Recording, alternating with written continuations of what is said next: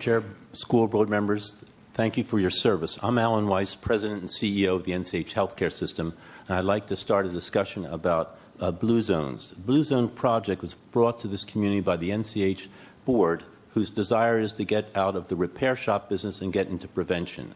Long term, we'd like to get from healthcare to health. We have real opportunities to become the healthiest community in the country over the next decade.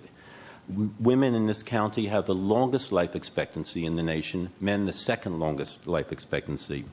We have an 8-year formal contract with Healthways, which was started a few months ago, with the aspirations of changing our culture in a way that we can all agree to. Being healthy is much better than not being healthy. This is a self-sustaining after the formal plan, which is what we hope. There are health advantages and huge economic advantages. Our own 5,600 employees have enjoyed a 22% decrease in health care costs over the past year, following a 9.7% decrease over the last 5 years. Albert Lee, Minnesota, which has been at this for about 5 years now, have seen their city health care costs for the workers go down 47%. And the communities in Iowa that have been at it for a few years have had a 9% decrease in healthcare costs for 2 years in a row. When you compound that out, compounds to 17%. In the past 38 years that I've had the privilege and pleasure of living in Collier County and having two daughters who went through the school system very successfully, now have 2 grandchildren in the school system, we've seen economic upturns and downturns.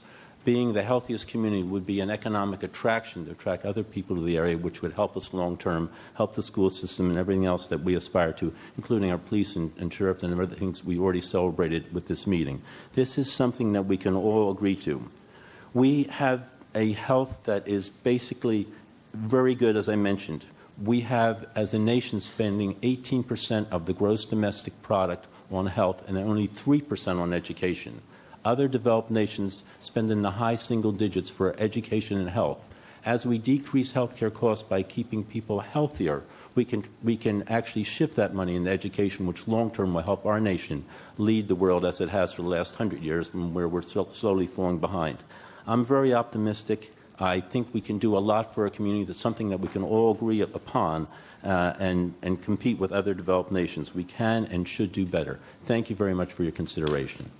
Thank you, Dr. Weiss. Stacey.